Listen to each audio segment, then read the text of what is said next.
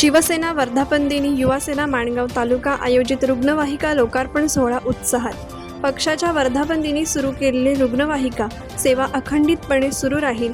मंत्री भरत गोगावले।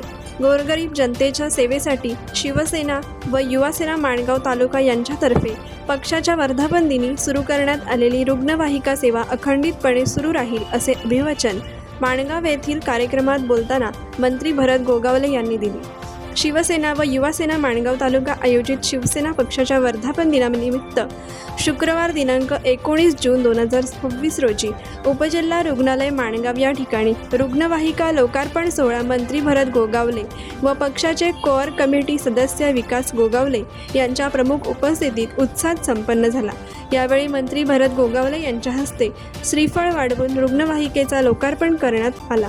या कार्यक्रमास तालुका प्रमुख ॲडव्होकेट महेंद्र मानकर, माणगाव उपजिल्हा रुग्णालयाचे वैद्यकीय अधीक्षक डॉक्टर महेश मेहता, वैद्यकीय अधिकारी डॉक्टर संतोष कामेरकर, युवा सेना जिल्हा प्रमुख विपुल उभारे, ज्येष्ठ नेते राजाभाऊ रणपिसे, महिला आघाडी जिल्हा प्रमुख निलिमा घोसाळकर, सभापती विलास शिंदे, राजीप सदस्य दिनेश हरवणकर, डॉक्टर परेश उभारे, तालुका युवा सेना अधिकारी ज्ञानेश्वर उतेकर, शहर संपर्क प्रमुख प्रसाद धारिया, शहर प्रमुख नितीन दसवते, सुधीर पवार, पंचायत समिती सदस्य रवींद्र टेंबे, निलेश केसरकर, जगदीश दोशी, सौरभ खैरे, महिला संघटिका अरुणा वाघमरे, फैमीत जामदार, प्रवीण बागवे, संदीप जाधव, पवन कोलवणकर, वैभव मोरे, प्रफुल्ल खरंगटे, रोहित रातवडकर, रफिक परदेशी, मन्नान पालेकर आदींसह शिवसेना व युवासेना पदाधिकारी, कार्यकर्ते, उपजिल्हा रुग्णालयाच्या परिचारिका,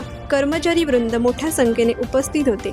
यावेळी बोलताना मंत्री भरत गोगावले पुढे म्हणाले की आमचे संपर्क प्रमुख अनिल नवगणे यांच्याकडे असणारी रुग्णवाहिका ही आपण सेवेत रुजू केली आहे।